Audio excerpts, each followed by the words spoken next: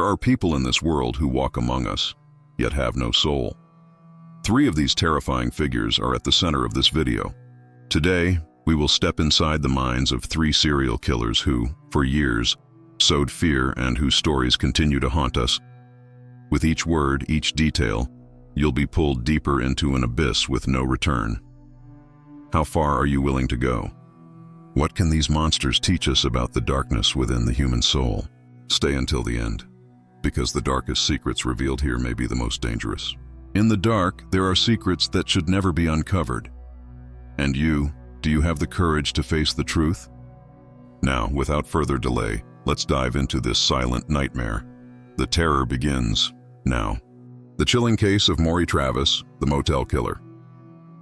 A local newspaper received an anonymous map pinpointing the locations of 2 bodies. When traced, the map led investigators directly to Travis's home, where they uncovered a scene of unspeakable brutality. In 2002, the quiet suburbs of St. Louis, Missouri, became the backdrop to a horrifying discovery.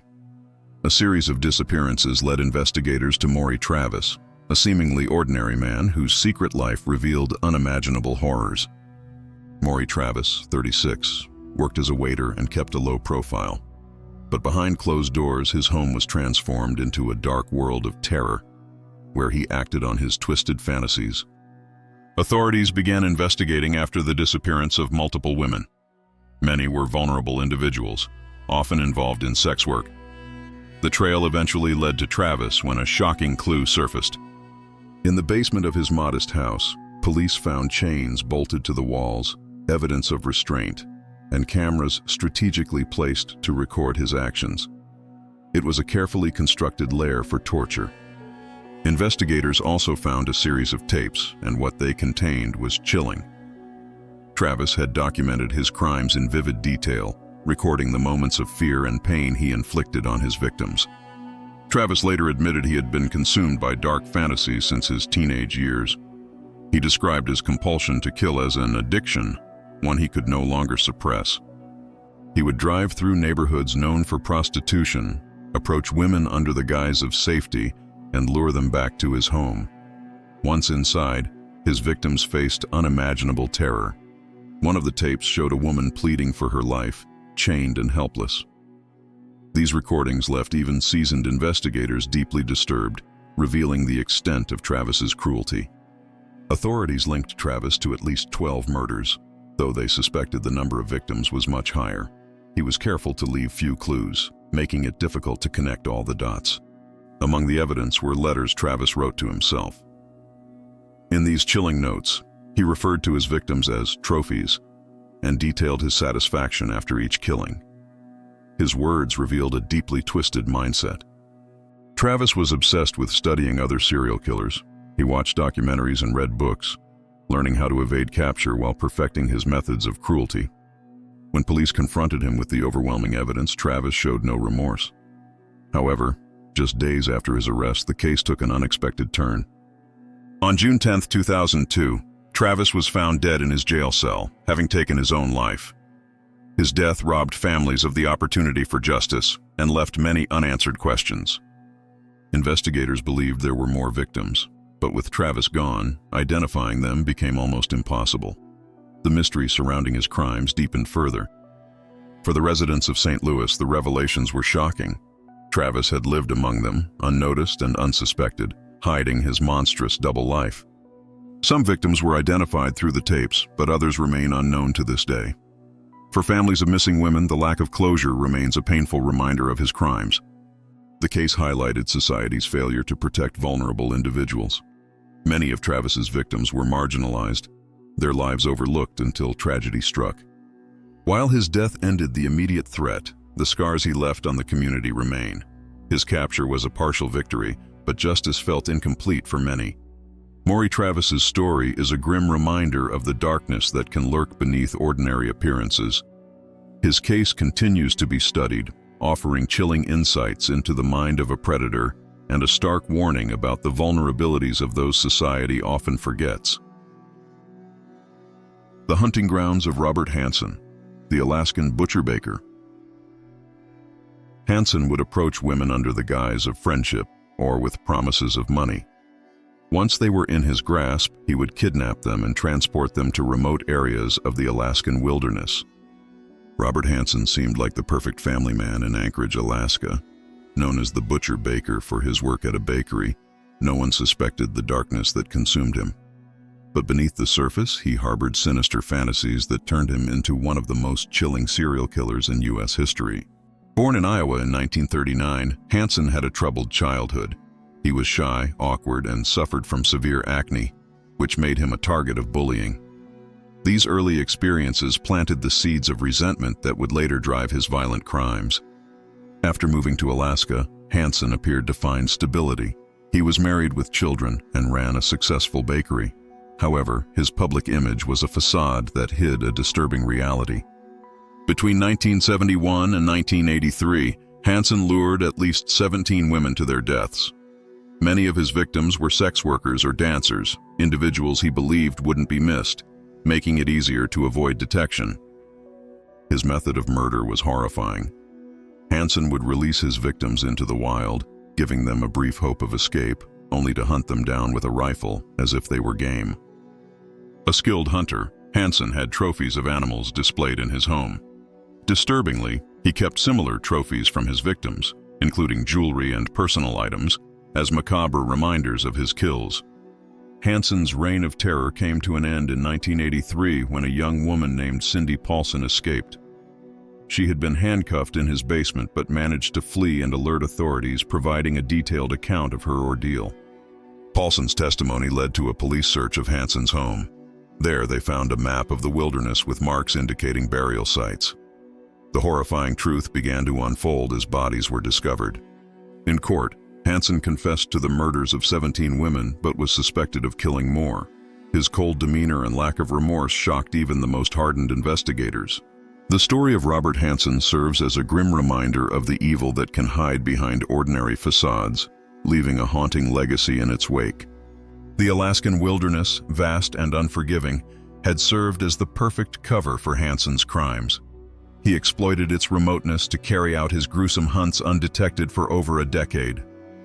Hansen's actions reflected a deep-seated hatred for women.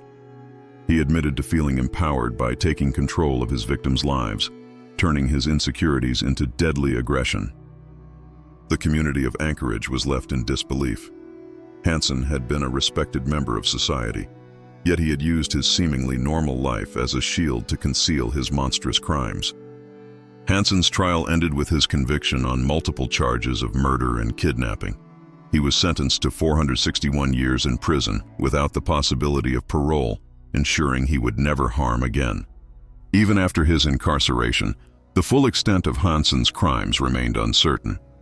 Some believed there were additional victims whose remains would never be found in the vast wilderness. Cindy Paulson's bravery was pivotal in bringing Hansen to justice.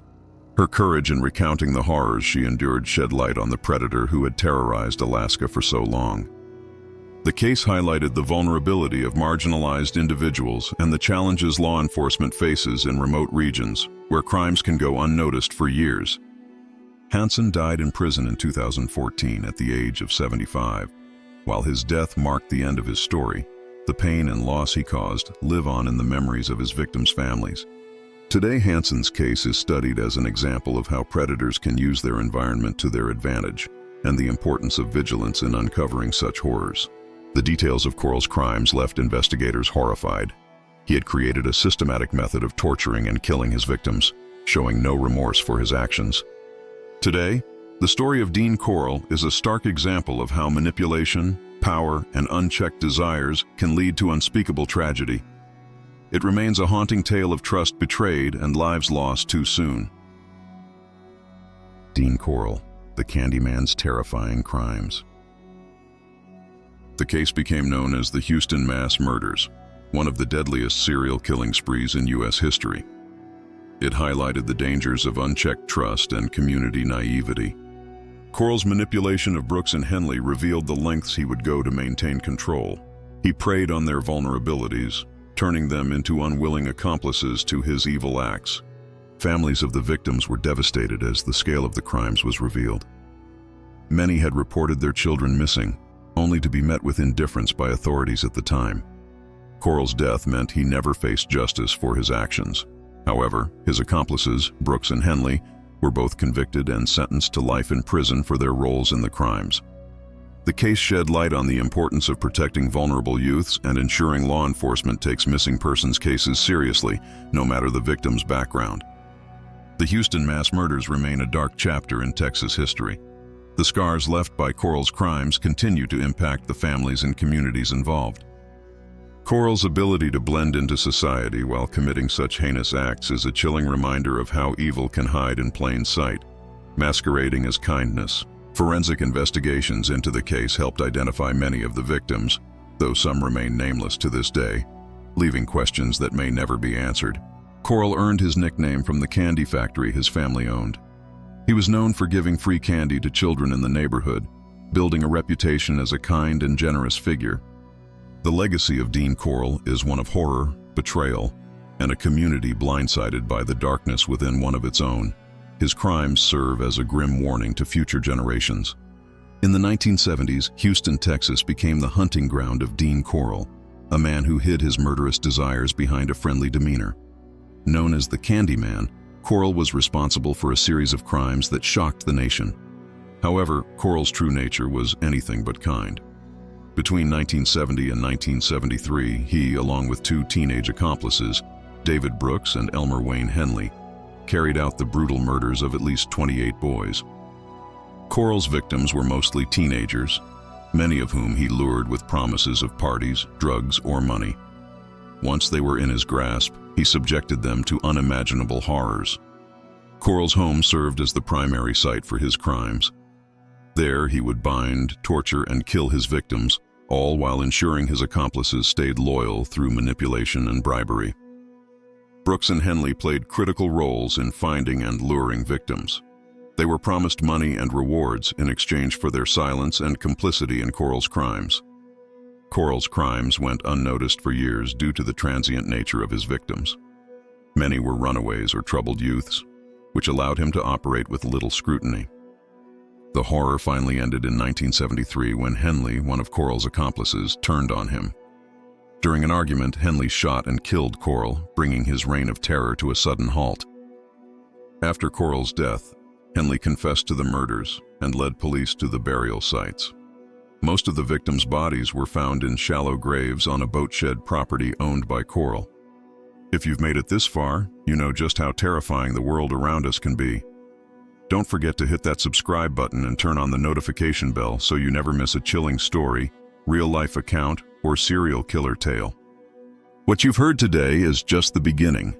The horror never stops, and our upcoming videos promise even more mystery and spine-tingling moments. So stay tuned, because what's coming next might be even darker than you can imagine. I'll see you in the next nightmare, if you dare.